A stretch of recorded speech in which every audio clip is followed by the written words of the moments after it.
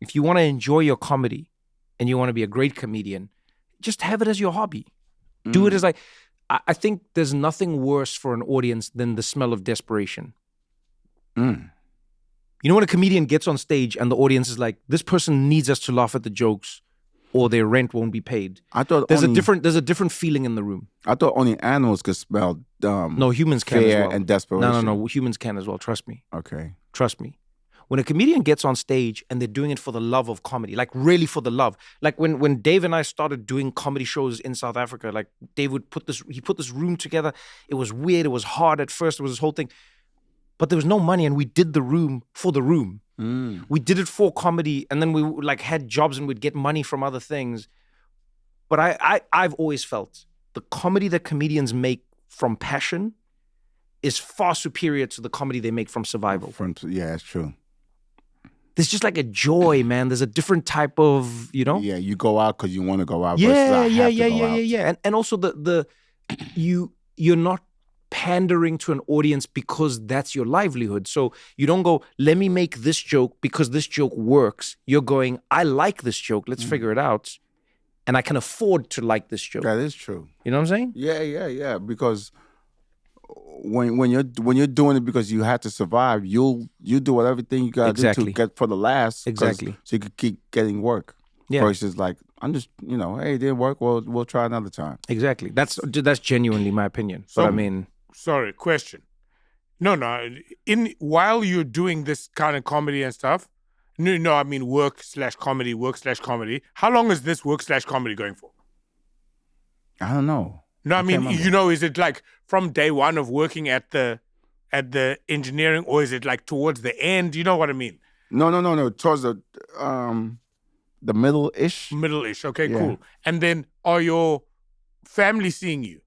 No, because we were not allowed to do, because comedy was like, my dad, my mother was like, no, just make us laugh if that's the case. You're throwing your future away. Like, you had to be an engineer, you had to be a doctor, you had to be a lawyer, and because the thing was, education, good job, then you get a family, then you take over the house. Yeah. Only in America where you when you turn 18, you leave the house. In a Haitian household, well, at least when I was growing up, the family always stayed together. When you become 18, then you get a job, blah, blah. Then when you get a good job, you get a wife, all right, now you're the head of the house. Oh, you just take over the household. Just take over the household. I think there's a version of that in there's sort of every culture. Brothers, then they take over their wife's household, and vice versa. But you don't leave the family ever. It's like Fast and the Furious. Yeah. It's all about family. It's all about family. It's all about family. Yeah. So family was a big thing. And so you saying comedy is basically like saying I don't give a shit about family? No, because they didn't see value in doing stand up. Where they come from, a doctor, an engineer, or a lawyer was the way. Because one of the most important things is how you going to support, how you going to make money. So and the top things to make money was doctors, lawyers, engineers. What did they do when they discovered you were doing comedy, like you were moonlighting as a comedian? So one day I did a show that came on late at night. I didn't think it was going to, my mother normally go to bed by 10. And so my little brother came and she said, hey, Ma, I saw you on TV. Oh, man. I was, what'd she say? You'll see when you get home. And then my mother's in the living room talking to her friends, and I walk in. We had the living room with the beads on as a door. Yeah. So I walked in. They all heard me coming through the beads, and they just look, and they all start talking. And one of them go, "Is that the comedian there?" And they just started laughing. I ain't say nothing. They just started laughing. And my mother, yeah, that's my favorite son.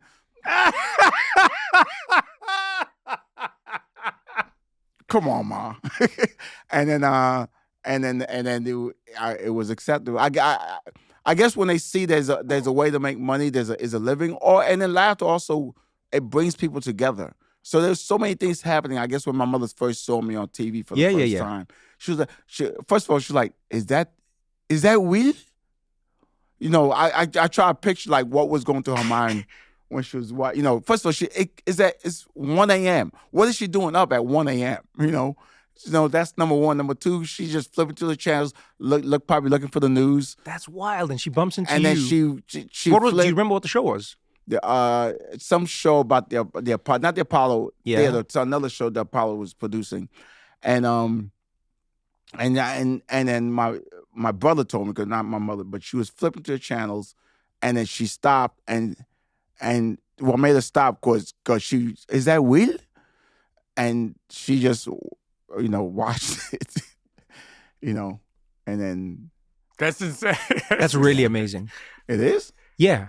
Just think of all the variables that have to come together for that to happen. Yeah.